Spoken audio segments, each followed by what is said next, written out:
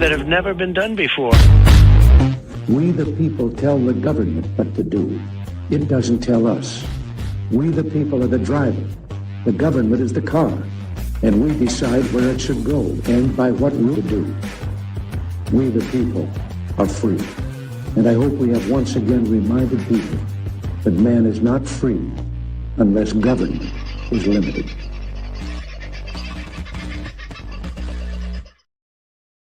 Well, howdy, folks. How are you? Hope you've had a good weekend and life, the universe, and everything has played out well for you across it. It has been a big weekend. How do you spell weekend? W-E-A-K or W-E-E-K, I wonder? A bit of both, as far as I'm concerned, but we'll get into that shortly. First in the house tonight, Wapta. We've got news on him. Yes, the patient is getting better, and I'll have some pictures and stories shortly. Robert in the house, nice to have you in, mate. Good to see you back in. And second in, only just by a 15th behind Wapta. Dave, the distiller, back in the house, and the lovely Lady Ryder. I hope Gippsland is treating you well. Be getting chilly down your way at the moment, I imagine. Who else is in the house? Wapler is very talkative, but then again, he doesn't get too many visitors, so this is his best chance to talk, I guess. He has been getting some great visitors, though, and thank you to Paul and On, who turned out again over the weekend to go into the SCU hospital, the Sunshine Coast University Hospital, and catch up with Greg. Brought him another care package, gets the best food. Although today, we'll get to that in a minute. Aussie Sue, lovely to have you in the house. Bulls Nuts, Agate Master, and Daniel. Dusty, hope things are going well. You're in Bali? Dusty's in Bali. I mean, God, he doesn't watch the show when he's in friggin' Tamworth, but goes to Bali to watch it. Well, I hope you're having a good time in Bali, brother. Hope it's all going well. Never been there. Have no intention of ever going there, but that's for a whole other set of reasons. Aussie Sue, hope love, life, and the universe is going well out there at Russell Island. Few storms out on the island. Bit of thunder. Yeah, there's been a bit around this part of the world too. In fact, it's raining right now. It's been pretty much steady most of the day. The lovely Sandy is in the house, and what awful news. The donkey sanctuary lost one of the donkeys to a wild dog pack over the weekend. So Baz will be out there with the rifle, I'd imagine, tonight, perched in a place of great oversight, and we'll be looking for those bastards, I'm sure. That's an awful thing for you to have to deal with, Sandy, especially on top of everything else that's going on. So, shit, that's awful. But I guess you can be thankful that the coppers have still left you with a gun. And the gun would be necessary. I mean, primary producer and all that, but you're looking after animals that occasionally have to be euthanized. I mean, so, yeah, they probably would leave you alone. Daniel, you love growing up having a rifle in your hands from a young age. Sad and funny things in life involve so many things. You're right about that. I was the same. I started shooting, I don't know, 11. Oh, no, I started shooting at 10 with a slug gun. I got a slug gun for Christmas on my 10-year-old. So I started shooting then. Graduated from the slug gun to the rifle sometime between 10 and 11, I dare say. I was ever able to shoot the rifle with Dad. Not at Dad, just with Dad. And then that stopped because I turned out to be a better shot than he was by the time I was 13.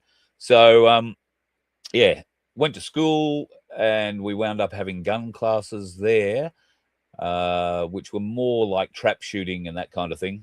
And then got into Army cadets and few other interesting bits and pieces along the way. So yeah, shooting's been a large part of my life too, but I don't have a gun license these days. I went to go and get it a while back, and it just took forever. It just took forever. Got lost in the system twice. I think they do it deliberately. I don't know. I've thought about going back for it because I really do enjoy target shooting, and I really like that precision and club target shooting particularly. So I don't know. Might get back there one day if I ever decide I'm going to have a hobby rather than sitting in front of a frigging computer all day, which I hopefully will be able to break the habit of next week because we're going to be on a cruise. There'll still be a computer, but I may not be sitting on it all day. That'll be a good thing. We'll get to talk about the cruise shortly too.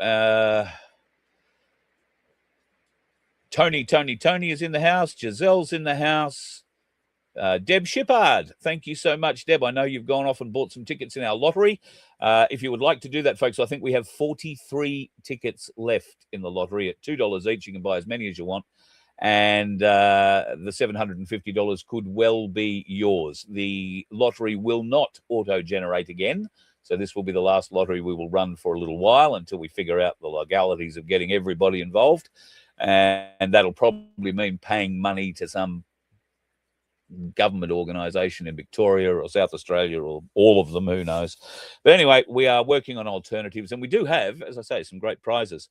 There is one way that we can give it all. We can run a competition that we can give everything away from, well, everything, and anybody from any state can try and win it. So we're probably going to wind up doing something like that, but that will mean you have to submit something original.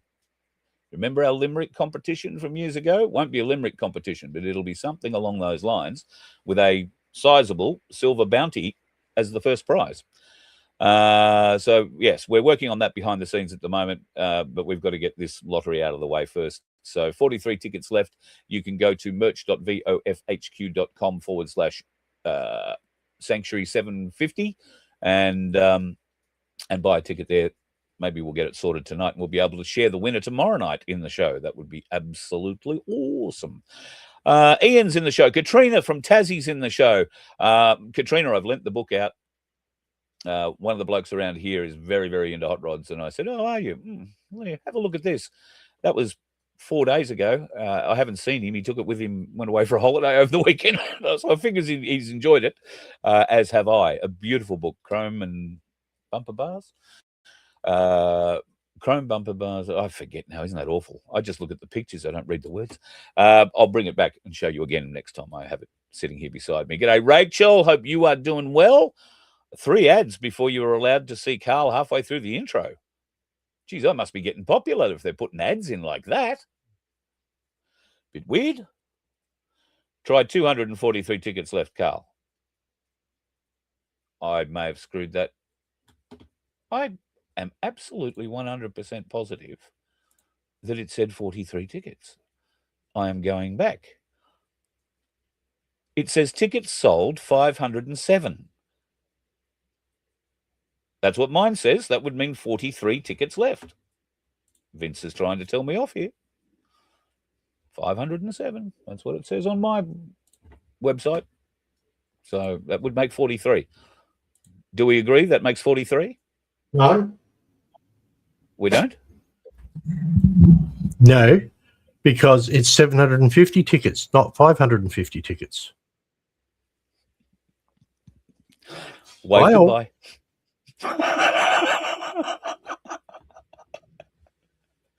Yeah, I'm an idiot. Thank you, Vince, for pointing out my stupidity. And on that note, let's get into more embarrassing things that I can give us tonight. Oh, don't you love it? All right. Something to smile about. The patient. This is the patient in happier days. This is the happiest I've seen the patient, well, until the next photo. But this is what on his first excursion out into the daylight in 31 days. Now, for those of you who are unaware of Greg or what Greg's had 2 toes removed on his left foot. The little one and the one beside it, and it's left a rather large hole where they used to be. That has been open for a week or so, a bit over a week, and they closed it up middle of last week, or Thursday, Friday last week, and he's now got a boot over it, and they're pretty comfortable with the way things are going. So comfortable, in fact, is Greg that the day after his surgery, he was up on crutches walking around.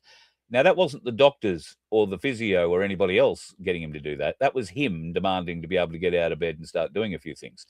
And today was the most confident he's felt on his crutches, I dare say. And he was able to go for a bit of a walk. Now, that might have been a bit of a roll. I'm not quite sure. He might have been in a wheelchair. But he was able, for the first time, to go downstairs. And all he's been talking to me about for the last 2 weeks is bacon. Oh, mate, I just want a big plate of bacon. Well, congratulations, brother. Looks like you got it. Well done. and the best coffee I reckon you've had in probably, I don't know how long, 31 days probably. So congratulations on those milestones that you've reached. And for those people taking notes, the doctors are very, very happy with what's going on with his foot. It is doing all the things that a foot should be doing after it's had this sort of trauma to it. And Greg is not in vast amounts of pain. The nights are the worst, he says, but a heat pack on the foot does amazing things for it, and he's been sleeping reasonably comfortably. He is very positive, very, very positive, very uplifted, and cannot thank our Voice of Freedom family enough for the support that you have all given him. He talks about me a lot, especially when he's talking to me, but it's not me, it's you. It's very definitely you. It is this community we have built. I might just be the head of it, the head on the screen, but it is your community. And I'm so pleased that we are able to come together when one of us is in trouble like this and offer such great moral, spiritual, and physical support. It's wonderful.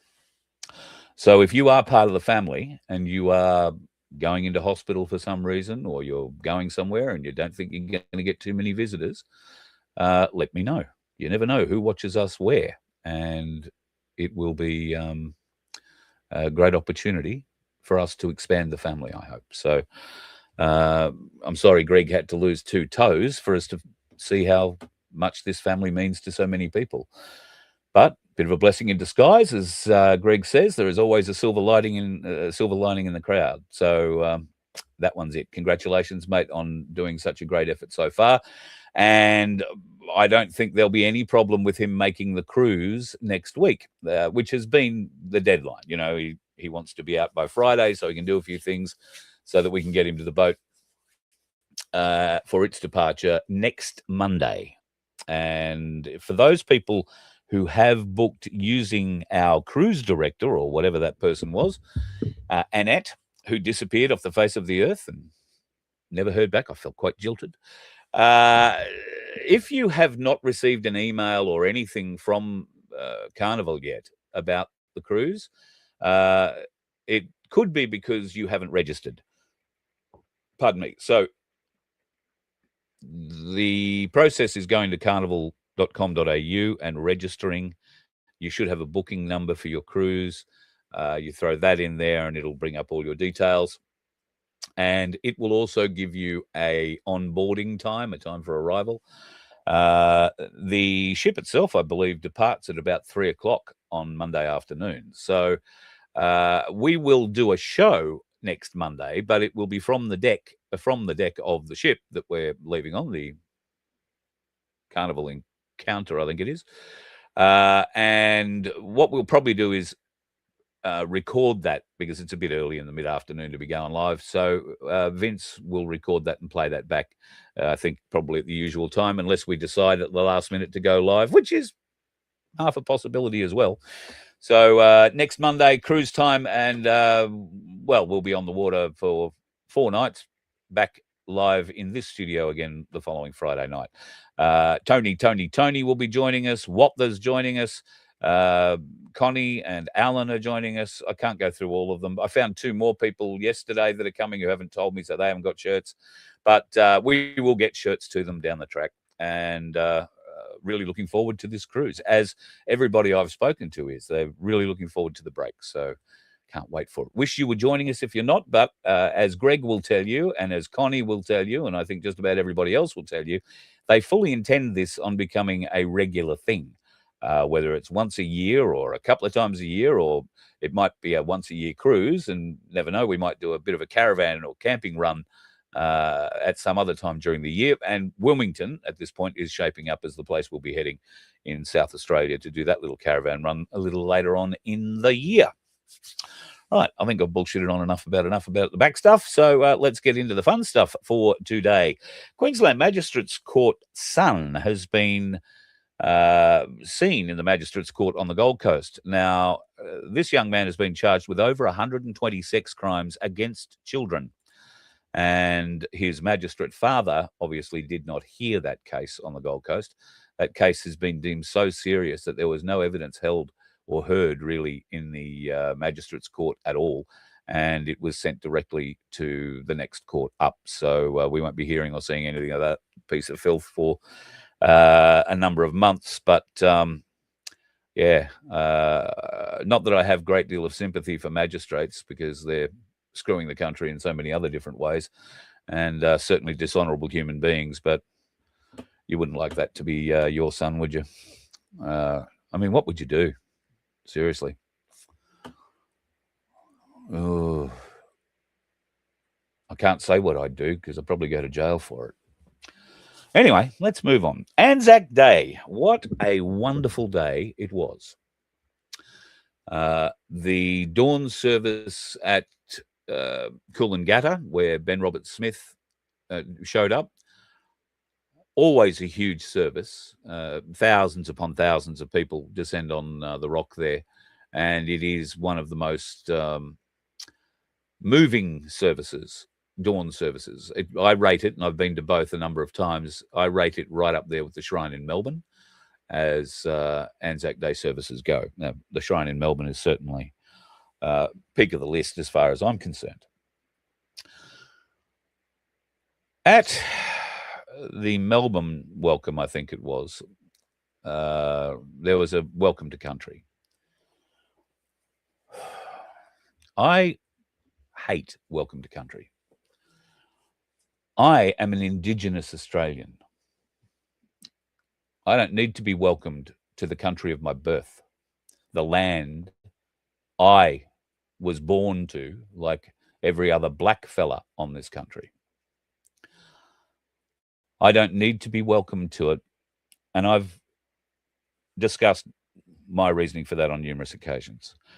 However, I didn't realise until ANZAC Day just how offensive I find these welcome to country ceremonies at an event like our ANZAC Day dawn service.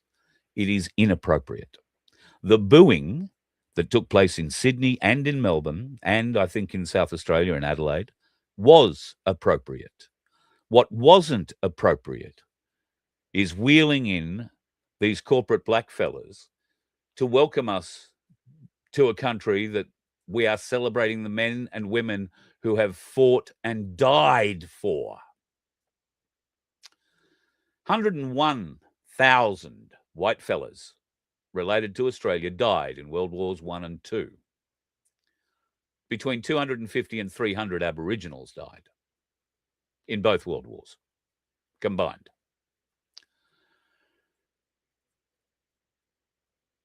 What on earth would make any Aboriginal or anybody else think it is appropriate to welcome those individuals who have volunteered to lay down their life for Australia? Where the fuck do you get off welcoming them back to country or welcoming them to country? It is beyond inappropriate. It is filthy, disgusting work. And there are some questions to be asked. This is Uncle Ray. Uncle Ray is wearing a whole bunch of medals there. Uncle Ray served for 2 years in what was, before it became our reserves, he served in the Australian Defence Forces before that. And apparently he was awarded the Australian Defence Medal. Now, I'm not quite sure that you would get the Australian Defence Medal for being part of the Citizens Military Force, the CMF. That's what it was called before it was called the Army Reserve.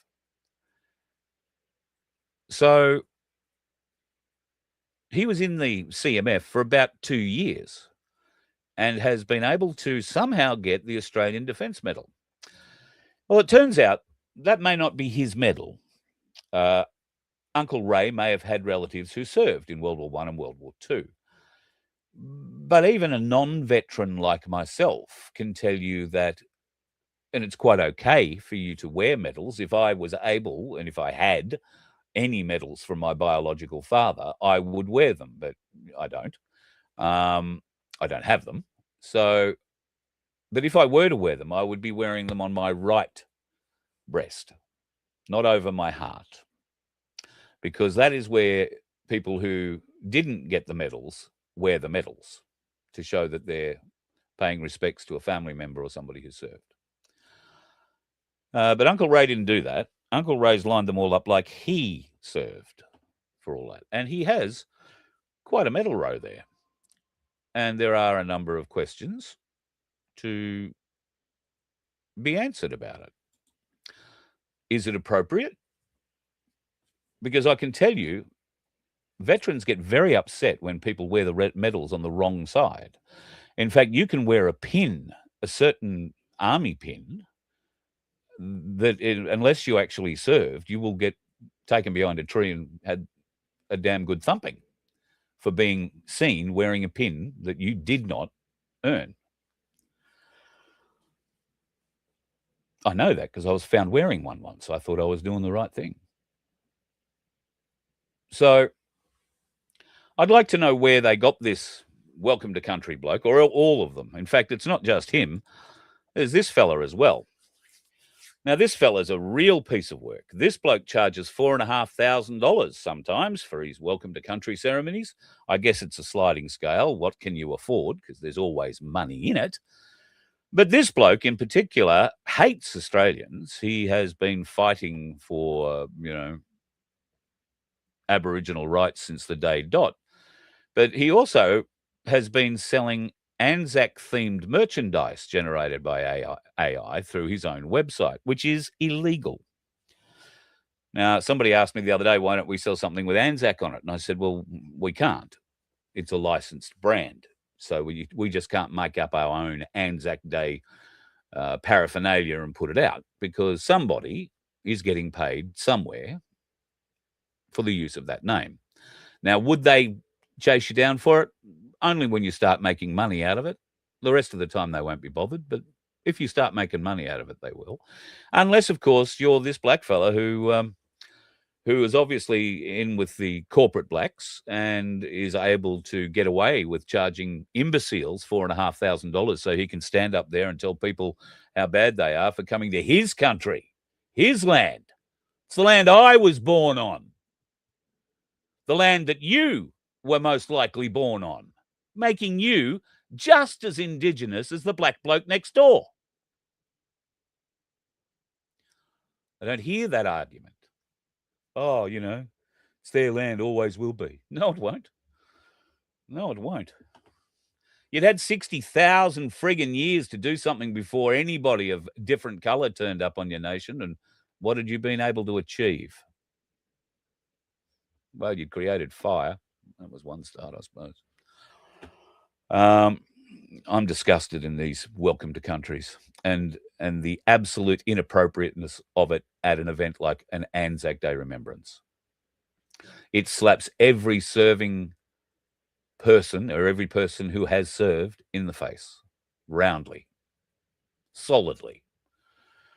And for people like me, fairly patriotic, I gather many of you feel the same, because I've had a lot of people email me over the weekend since it's happened. But it is what it is. And it'll just keep playing out as long as we've got these sick, woke bastards running government and the bureaucracy. It'll always happen. The only way that's going to change is by getting rid of all of them in that place in Canberra, all of them, and getting complete new blood in, which is what One Nation is desperately trying to do. With a little bit of luck, they'll be able to do that. One Nation were out in force yesterday, day before, whenever it was, the 26th in Canberra yesterday. This was Scott Challam's little get-together, and it was a relatively little get-together in Canberra. There were vicariously reports of 300 or 400 to maybe 1,500 people turning up. There were 4,000 flags at $10 a flag each, and they were all laid out beautifully there at the front. And then so did the fences. The fences came out. The stage came out. They put a fence up to separate the politicians who decided to turn up from the people who turned up. I don't find anything more distasteful to look at than a politician hanging over a fence to take a photo with people who want to get a photo with them. That segregation, that us and them. There is no need for that. And if you've ever had anything to do with anything happening on that green in Canberra, you'll know that nothing happens there without the permission. If you want PA, if you want power, nothing happens there without the permission of the politicians, who then have to go to the Protective Services Group to make sure that the power is supplied out there. There's a pillar that you can access to get power out of. And then somebody requested a barricade, some kind of a fence up around the stage, with a good 5 to 10 meter distance between the fence and the stage. And the politicians went into the cage and the people stayed on the outside. Now, somebody sent me a picture late in the day saying, oh, here's a picture of Pauline outside the cage. And that's great. Pauline eventually got outside the cage. I guess she was walking back to Parliament or to the car or something at the time, because at the time, they weren't going anywhere. All in all, though, a very good message sent by Scott. A very confusing start to it. I just want to ask, I'm not trying to pick holes in this whole thing, but I do not understand certain people's logic when they put on events like this. This had the potential to be a very good event. I think it was a reasonably good event. It has the potential to grow. However, why would you start a rally that's whole premise is anti-immigration? Bear in mind, that's what we were sold this was going to be. An anti-immigration rally, or a rally about immigration, and not leaving the doors wide open, not engineering a population and demographic shift just so that you can maintain power, like the Labor Party are doing. So I would have expected, some kind of rousing song to kick off the event. We come from the land down under or something. But no, we got a haka. Now, the haka was done as a tribute to ANZAC Day, or, the ANZAC affiliations. And I'm probably going to sound petty, but I think it was woeful. I think it destroyed the message. I think it undermines everything that Scott is trying to do.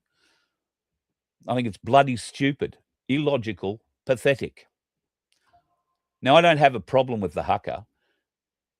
I don't have a problem with the New Zealand celebration of the ANZAC tradition. Not at all. But ANZAC Day was the day before. All of these people were in Canberra at the ANZAC Day service the day before. ANZAC Day. Not the 26th, not the 27th, ANZAC Day, the 25th of April. Now, I would be very happy for the dawn service in Canberra to have kicked off on ANZAC Day with a haka. How much more ANZAC could that be? I would have loved it. I love the haka. I wish to God Australians had a haka. Instead, we've got some welcome to country devised by Ernie Dingo and an emu dance. The haka is such an inspiring display, sometimes a fearsome display, and very appropriate on ANZAC Day, but hardly appropriate at the head of an Australian anti-immigration rally. I don't know why Scott, who appears to be a fairly smart bloke, would shoot himself in the foot like that. And people will just say, oh, look, it was just for ANZAC Day. No, ANZAC Day was the day before. That's what we celebrate. The union of Australia and New Zealand, the fighting spirit. There is a whole day dedicated to it. As far as I'm concerned, it should be an entire friggin' month. But no, we just get a day for our ANZACs. Gay Pride, LBG2, ABC, whatever the fuck, they get a whole month, don't they? It's sick. It's sick. And I just hope that Scott, I mean, what's Scott going to do? He's got plans to take a semi-trailer around the country with a stage on the back of it, going to make a big trek around the top and around the west and back over through Victoria and South Australia, New South Wales, back to Queensland. Going to start that in, I don't know, September, October sometime. Well, great. Are we going to start every one of that? Every time it pulls up, you're going to do a haka? Or are you going to get baptized again? That was the other thing that happened. And I have no problem with him. I just don't understand why you would choose that day to do it. But Scott Talon got baptized on the Federation lawn in a bathtub. Well, congratulations. That's great. I don't know why you chose the anti-immigration rally, but probably for the same reasons you let a haka kick the whole thing off. You didn't really think it through. Good luck to you. Happy to support you in your trip around the countryside. Not that you've got any idea who the hell I am, and that's okay. But why go showing the other side of the coin? Why muddy the waters? If New Zealand have an immigration problem, let them do the haka in New Zealand. Let them scare off the people coming through their borders with the haka. I mean, how would that be if you were greeted with a whole bunch of Maori warriors as you get off the plane and wander your way into New Zealand for the first time? Might keep you on the straight and narrow for a bit. Instead, here, you're met by some weeping bureaucrat who's, well, if you're an ISIS bride, going to smuggle you out of Sydney Airport and into your new accommodation anytime real soon. Because they are coming back. 4 women, 9 kids. And they haven't left Damascus yet, but they are expected to in the next 24 hours, and they will be coming home via Dubai. They'll probably be arriving in Sydney, but it could be Melbourne. You never know. I believe it'll be Sydney because I believe some preparations have been made at a jail in Sydney for this group. It won't be a jail for them, supposedly. But there have been millions of dollars of renovations made to a wing at a women's jail in Sydney. And it's believed that this cohort will go into there, at least in the short term, as they reassimilate to Australian conditions. Proud to be an Aussie yet? So the government, I hate calling them that, but that weak, pathetic group of individuals in the Labor Party are bleating that they have nothing to do with this. They're not repatriating these people. No, they've just made it possible for a Sydney doctor, Jamal Rifi, to do it. However, one of them has come out or a couple of them have come out and said that they have promised that if any of the group that had broken laws overseas come back to the country, they will face the full force of the law. So I'm stretching the memory banks a little bit, but I'm reasonably confident that before these women left Australia to follow their bloodthirsty, murderous, insane men over into that shithole in the Middle East so that they could support their men while they cut the throats of people and murdered and raped their way through the Middle East. That was illegal.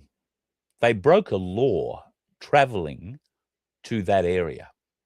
They broke a law by leaving the country and traveling to Iraq. I think they went to initially. Might have been Syria, but I'm pretty sure it was Iraq. And joined their husbands in this murderous thing. Their children were exposed to the full radicalization that only living in amongst those assholes could give them. I'm not sure how old these children are, but some of them will be teenagers. Some of them, I would suspect most of them, have been radicalized. What protection does the Labor government offer Australians from these people? None. In fact, all they offer is bullshit. Well, we're not repatriating them. We're not doing this. Well, the government had to facilitate these passports. because Jamal Rifi, regardless how much money he makes as a doctor, isn't going to be able to facilitate 11 passports, much less. Well, I suppose he's the one who delivers them, because the government aren't going to facilitate the delivery of them either, are they? They're not helping in any way. So this bloke winds up in his hot little hand with 11 or 12 passports, maybe more, 34 he had initially. And then he flies over there to Syria and liaises with whatever groups need to be liaised with to get whomever he can out of these camps, where they quietly try and get them to Damascus and quietly try and fly them back into the country without anybody noticing. I can tell you now that every mainstream media organisation, and I know of at least 2 alternative media organisations, are camped out or will be camped out at Brisbane, Melbourne, Sydney, quite possibly Adelaide, at the airports. And they will be checking everyone that comes off flights from Doha and Dubai. They'll be taking pictures of everyone, especially 4 women and 9 kids. So will the government then facilitate these people not coming out through the customs doors and into Australia?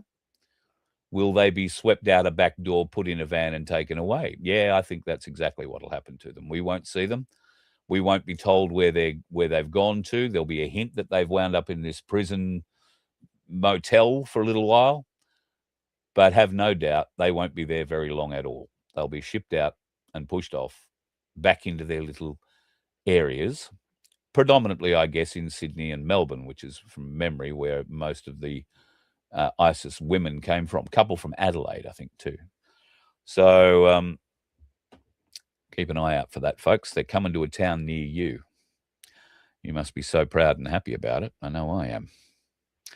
Speaking of things to be proud and happy about, never forget, these are the people who bring it to you, folks. These are the smiling arseholes who think life, the universe, and everything is just going swimmingly well. And it is for them, because they want us dead. We are nothing in their scheme of things. All right, let's get back into elections. People in Victoria are a pretty clever mob. However, for whatever reason, the Labor Party have gained a foothold there for some years. Dan Andrews has decimated the state.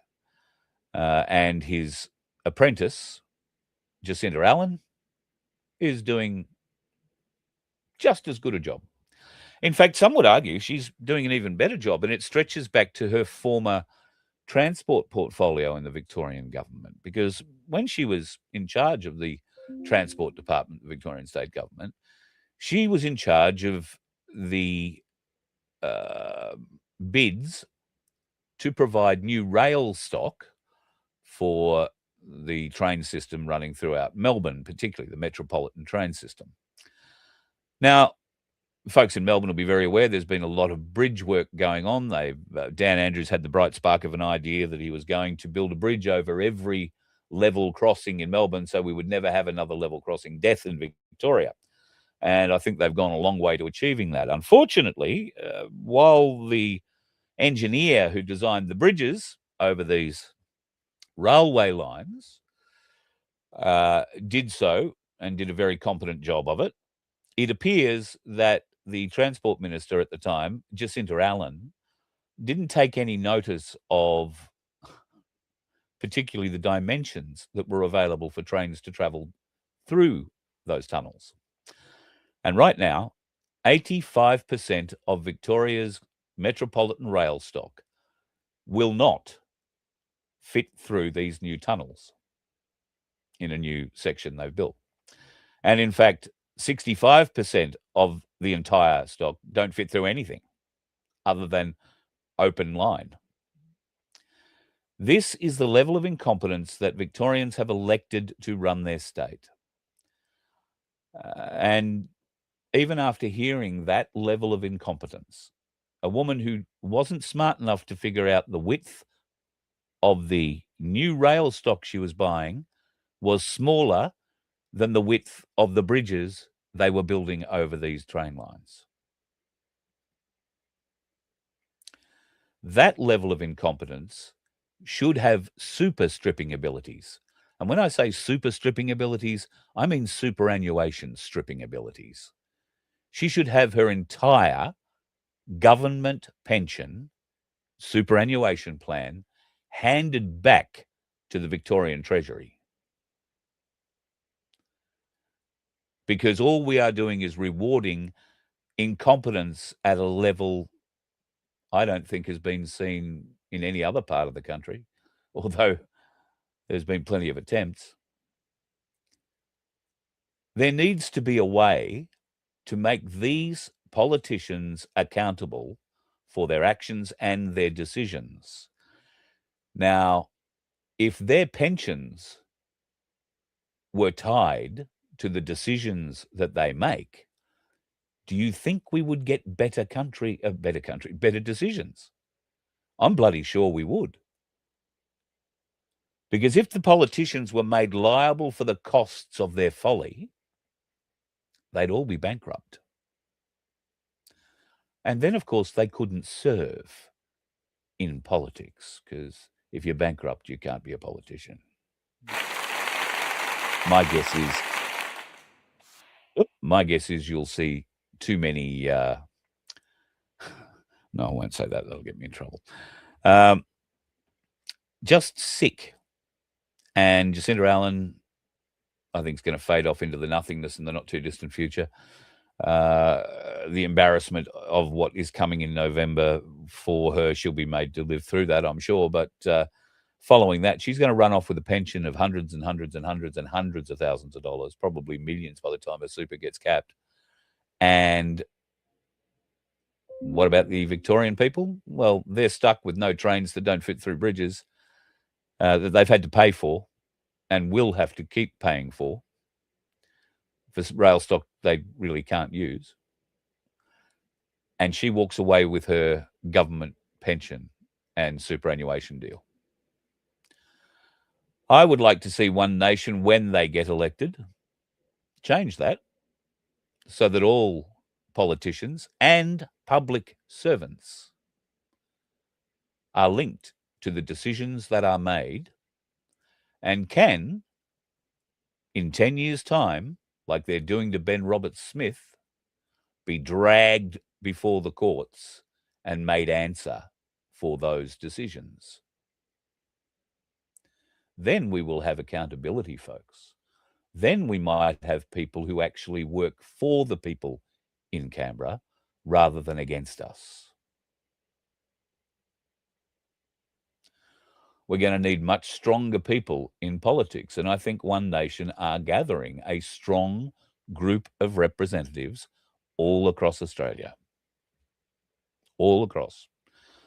They are doing big business in South Australia, in Victoria. And in fact, this weekend, I'm surprised we haven't heard too much about this. This weekend, there is a by-election in Victoria. Okay, it's not a federal by-election, but there is a state election coming up in Victoria in November. And this seat that is up for grabs this weekend is currently held, I think, by a Liberal. It was taken by Labor a couple of elections ago from the Liberal Party, and it's been a very strong... It's the seat of Nepean, so it's a very, very strong Liberal seat historically. Not so much anymore. At a meeting in Rosebud over the weekend, Avi Yemeni turned up, as he usually does, but I think he fell in love with one particular lady who said, "Oh, we love Israel. We love and support Israel." So he hung off her for ages. Hardly surprising. However, this lady did have enough brains to decide that the Liberal Party were beyond useless. The Uni Party was never something she was going to be part of. And so she and a dozen of her friends signed up to One Nation. That's at one event, and that's one group. There were a couple of hundred people there. I reckon they would have got most of them. So the person who is running in this by-election in Victoria, whose name escapes me right now, is a very strong chance of winning it. Why? Because the Labor Party aren't putting anybody up in the seat at all.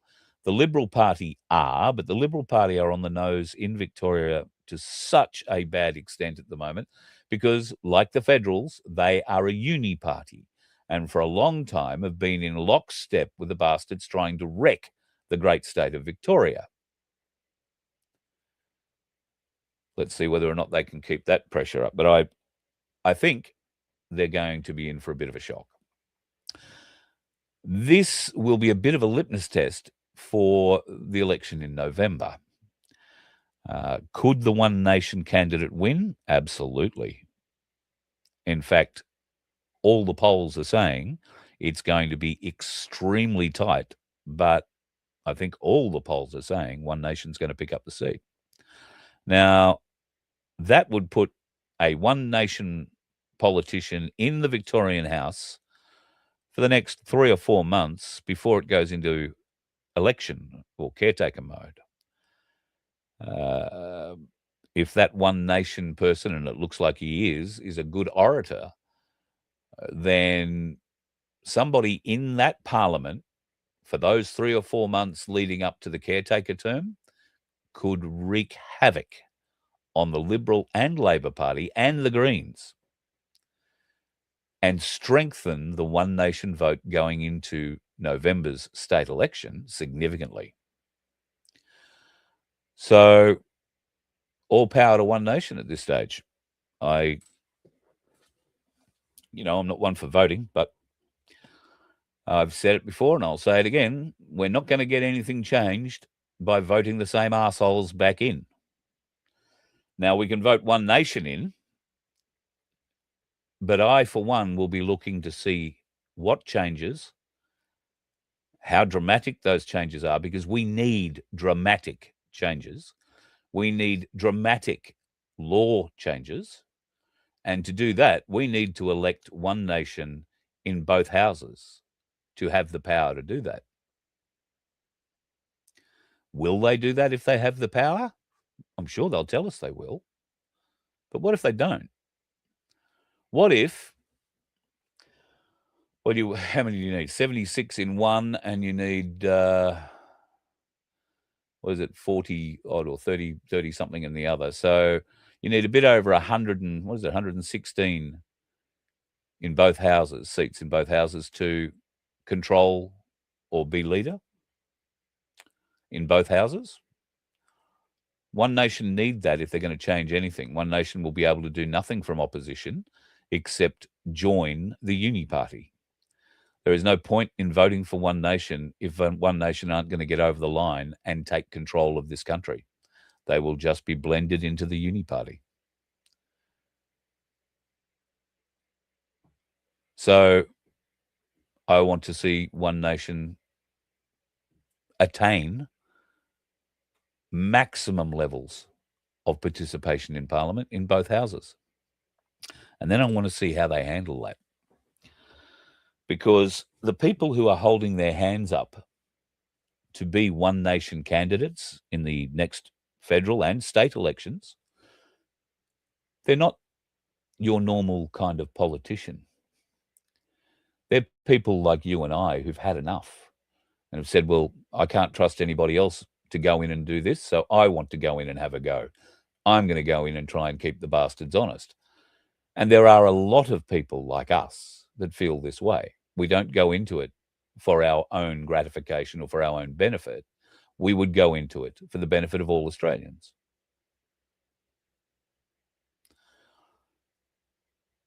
But how will that work with party politics? How will it work when you've got a whole bunch of alpha males and females who want to fight the fight, who want to take the battle on, who want to point out the corruption, the illegality, the fraud that's been perpetrated on the Australian people for decades? How will One Nation's leadership take that? Will they say, yes, let's do that. That's our policy. Let's do that. Or will they say, hang on, we've got other things to do first? Get everybody vote this way so that we can get this done. Everybody vote that way so we can get that done. But what about the things that we, the people, want done? When will they be voted on? When will they be acted on? And what happens to the voices inside One Nation's party if we get them to this level who say, hang on a minute, Pauline keeps wearing a strange flag. Pauline keeps saying one thing and doing another.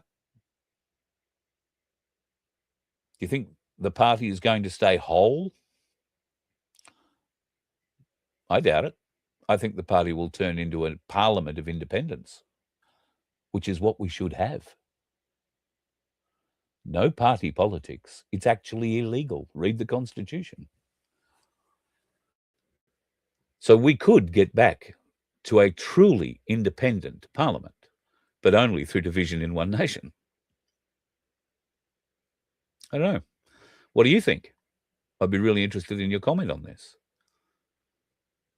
Because everybody wants to support One Nation. I mean, I'm supporting One Nation because we have to see change. And I don't see any of the brave men and women who are saying, voting's illegal, voting's illegal. I don't see them reaching into their cupboard, pulling out their gun or their pitchfork or calling for a riot or for a revolution, because that's all you've got left. So pull your heads in. Don't complain about people who are going to try and vote their way out of this again, unless you're prepared to offer a different alternative. Are you going to be the cannon fodder up the front with your pitchfork? Because that is the next step.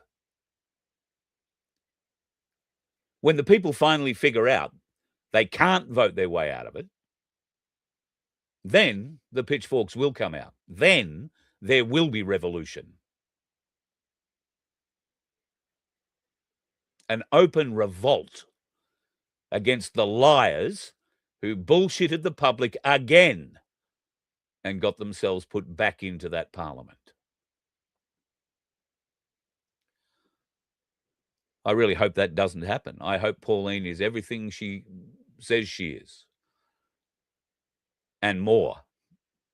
I also hope she's a few things that I hope she's not a few things that she appears to be. But we'll wait and see. I don't hold my breath that she'll ever come on my show and talk to me. I'm not part of the political group that are trying to help her get elected. Unlike Scott, Sam Bamford, Chocky, they're all part of a little group, a politicised group, and they're going to do the lobbying. Okay, well, good luck. Good luck. Good luck. That means we've now got two lobbyists for the people in there. Punters Politics and Scott, who started off an Australian anti-immigration rally with a Kiwi haka. God, that just riles me. Just the stupidity of it. Just the stupidity of it. Oh, it all made us feel good. Fuck. Anyway, I should stop whining about that. Move on to a few other things.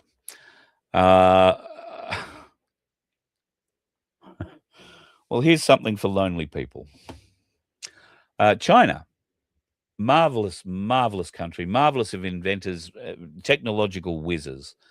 And you've seen the robots that they've been able to come up with, haven't you? I've showed them here on the show. Well, now we have a new and unique product that's being offered from China. They've created a kissing lip thing. I don't know what the hell you'd call it. But if you're feeling a bit lost and lonely, away from home, missing the significant other, you can put a couple of batteries in this thing, put your lips up against it, and it'll kiss you.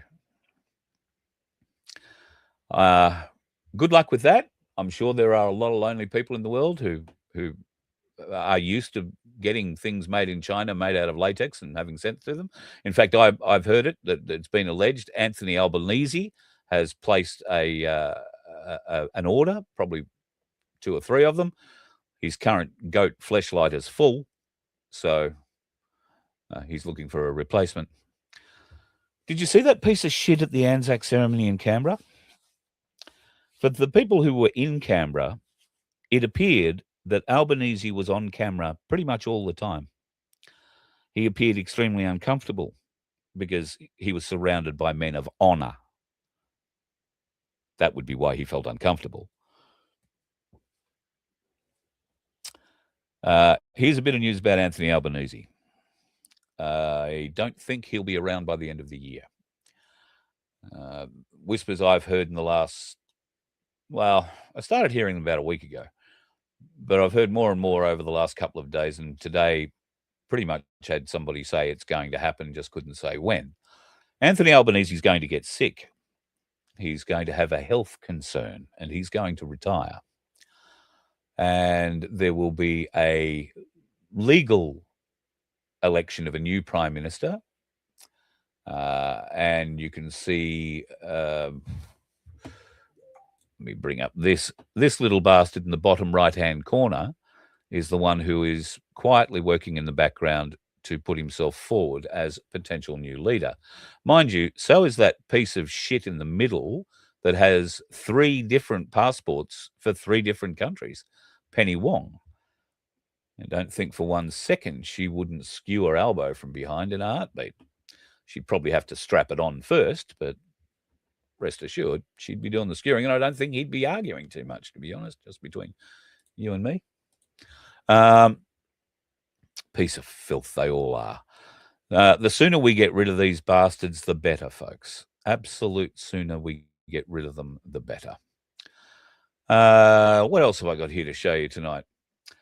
We talked about the ISIS brides getting back. No point in going over and rehashing that again. This is a rather interesting piece. Now, this happened in America, but this could so easily happen here. Now, a woman was filmed refusing to give up a seat that she'd bought on the plane, a window seat, because a crying child wanted the window seat. Now, the video went viral. The woman's mother the kid's mother posted it and then got a hell of a backlash. But the lady who had purchased the seat is now taking legal action, not just against the lady who filmed the whole thing for her child or whatever, but against the airline as well, because it is a complete invasion of privacy to out someone for sitting in a seat that they have purchased and you want. How inappropriate. Mind you, it happens all the time. And a lot of people just say, oh, yeah, you can have it, you can have it. But there are people who get the window seat for a reason.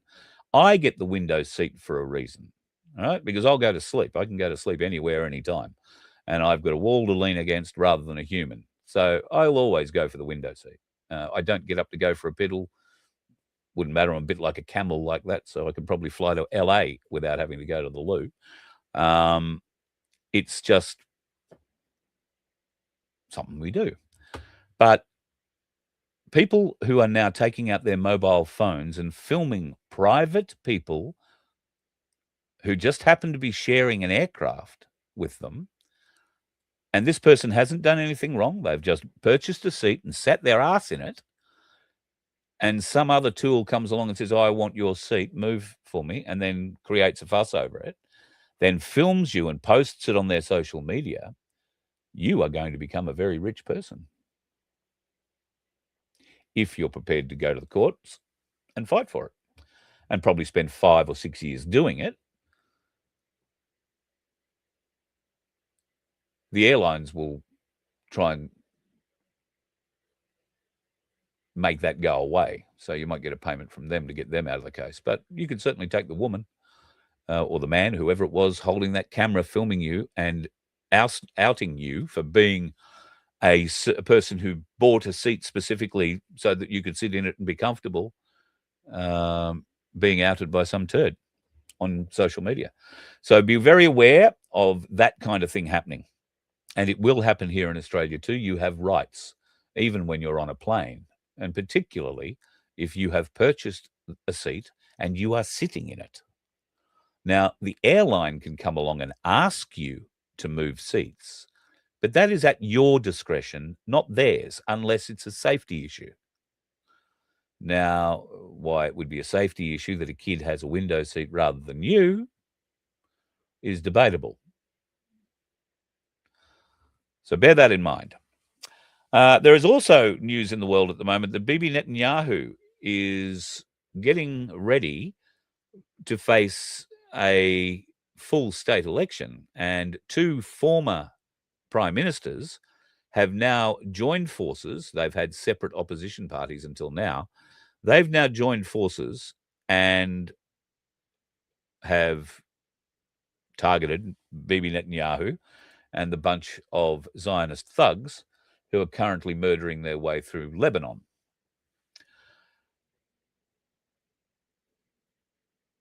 Out of the frying pan into the fire, I don't know. But I have seen some quotes from these two gentlemen that indicate a change of direction for Israel, a significant change of direction. So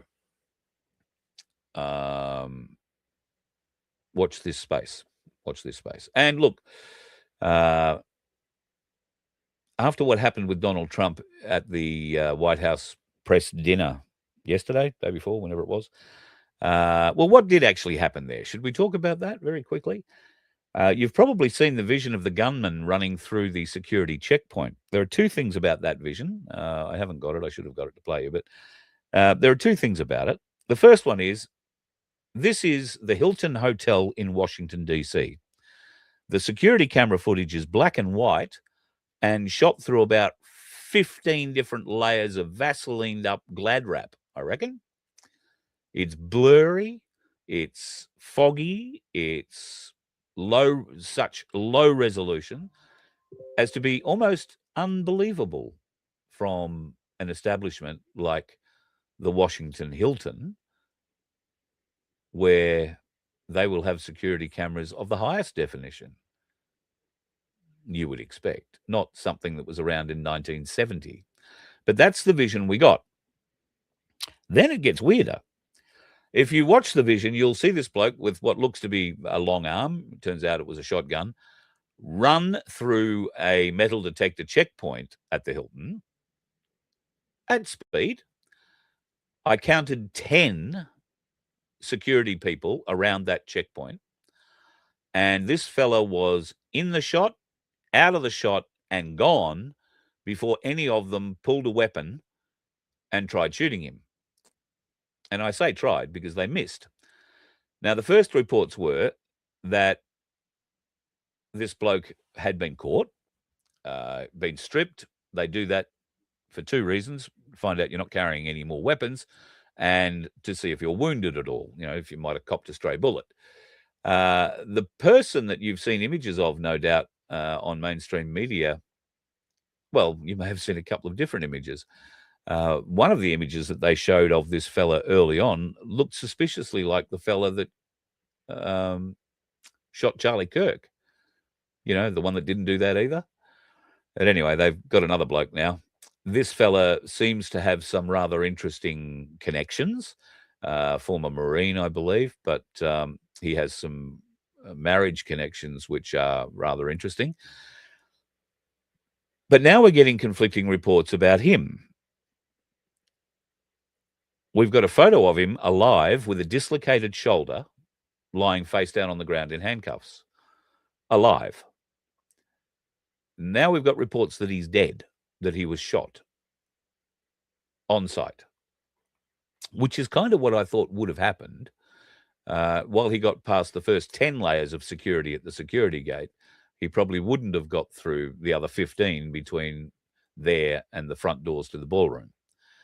And he never got into the ballroom.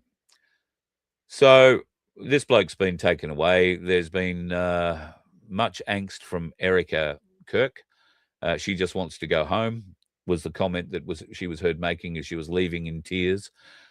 Somebody posted underneath that comment, gee, that's surprising. She hasn't been home since Charlie died. She's been out making money. So maybe that was a bit harsh. I don't know. But, that was the wrong person, was it, Crunch? A teacher from LA. So, all right, they've identified the wrong person. The fella that they've sort of put up first up is the guy who they've nailed for killing Charlie Kirk with a gun that would have blown Charlie's head off, not just left a hole in his throat. Yeah,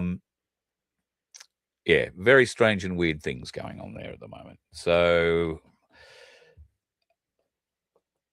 I'm thinking, if you were one of those people who's always doubted the conspiracy analysts, as I like to call us, you've got to start doubting yourself sometime soon, don't you? I mean, there are so many things happening around the world to make people aware of the corruption of government, not just their own government, but all friggin' governments. The corruption of the bureaucracy behind every one of those governments, the secret societies behind all of it is becoming more and more exposed every day. I was talking to a former SAS guy today, and I asked him flat out. He was an officer. I asked him flat out, are you a Freemason? Were you a Freemason while you served? Have you ever been approached? And he was approached and was told, he told them in no uncertain terms, he was there for the fight, had nothing to do with their little secret school, and he's simply there to go fighting, which is what the guys who signed up for those sorts of regiments are there for. They have a particular set of skills. This bloke knew, been shooting since he was a kid, been blowing things up with explosives since he was a kid, knew his way around explosives extremely well, had a whole heap of other skills. Of course, they looked at him for the SAS. And he was talked about, as all officers are, about joining the Freemasonry. Well, turns out I believe him wholeheartedly when he says you can knock them back. And while he wasn't ever going to get promoted beyond the rank that he was in because of it, he had no intention of careering out in the army. He was there for the fight, do his term, and go home. And that's exactly what he did. And he served with distinction and honor. I thank him for his service. One day he might come on and talk about it. Speaking of interviews I am planning to get, and how long have I gone? Oh, I've shot over time. We are lining up a few interviews for next week while we're on the cruise, and I think you'll enjoy a couple of them particularly. We're also going to be doing some live stuff from the boat Monday, or pre-recorded, or both. We'll figure it out. We'll do something from Airlie Beach next Wednesday, and we'll do a live show from here next or following Friday night when we're all back off the cruise. So that'll be the plan for next week. But there will be a couple of good interviews. I'm going to be chatting with, if we can figure out our timing correctly, I'm going to be chatting with Trevor the Prepper either this week or next week. Trev's going to be running for One Nation, he hopes. If not, he will be running as an independent in his area of Victoria. And this is a bloke who's got his head on dead straight, and you couldn't get a more community-minded man. So I've had him on the show before. We've talked about prepping, but this is going to be a whole different story, and you'll catch Trev as you've never seen him before. I also hope to have a chat with a fella who is doing some magnificent things in the youth services area, and you're going to be quite amazed at this young man's story. It's absolutely amazing. So with a bit of luck, we will have that one for you before the end of this week, or certainly next week. I'll get it in the can before I head off on the cruise. Now, folks, if you are coming on the cruise and you haven't told Vince and I, you're not going to get a T-shirt, at least not when we get to the boat. You will get one afterwards. I know it won't feel like the same, but we will do what we can for you. But I can't help. I've said many times, please tell me you're coming so we can get you a T-shirt. But if you haven't, bad luck, you'll miss out until we get home. That is all we can do. We just can't get them printed out in time. I'm already too short. So we'll figure it out. But it's going to be a great trip next week. We've still got this week to get through, and my God, aren't there going to be challenges for that? Just between you, me, and the gatepost, I've been keeping a bit of an eye on the world of silver and gold. AinsleyBullion.com.au are still the cheapest people in town with the spot price at the moment, and I would urge you to be looking very closely if you have a spare shekel or three. I would urge you to be looking back at silver again, or gold if you can afford it. There are some interesting things happening. Well, happening this week in the silver market. You might see there's going to be a little bit of a peak. The price at the moment is around $106 an ounce. So even still, this now appears to be the new baseline. It's staying well above 100. Keep an eye on it, folks. And if you can, maybe check out Ainsley Bullion online at ainsleyBullion.com.au and get yourself another coin or two or three or maybe a bar, because I've got a sneaking suspicion you could make a little bit of money off it in the not too distant future. My fingers are crossed. Of course, you only make money if you sell it. You only lose money if you sell it when the market goes down. So hang on to it at all costs. But if you do have to sell it, try and wait for the highest price possible. All right, I'm going to stop rambling. I've gone on for far too long. I hope you have a lovely Monday evening, what's left of it. And for the rest of the week, well, it's going to be wet around my part of the world. I hope it's going to be dry around yours. Or if you do need a little bit of wetness, then maybe you'll get it too. I would commend to you two to go over to Truth Seeker TV on Rumble and Truth Seekers TV and have a look at the interview that the girls did last night with a gentleman there. A very, very good interview. Go and check that one out. Truth Seeker TV at rumble.com. Have a great night. Be safe on the roads, folks. The dickheads are out there. And you know what they do in the wet? They like to do donuts around the friggin' roundabout. You let one ant stand up to us, then they all might stand up. Those puny little ants outnumber us 100 to 1. And if they ever figure that out, there goes our way of life. It's not about food. It's about keeping those ants in line. That's why we're going back. Does anybody else want to stay? Let's rock!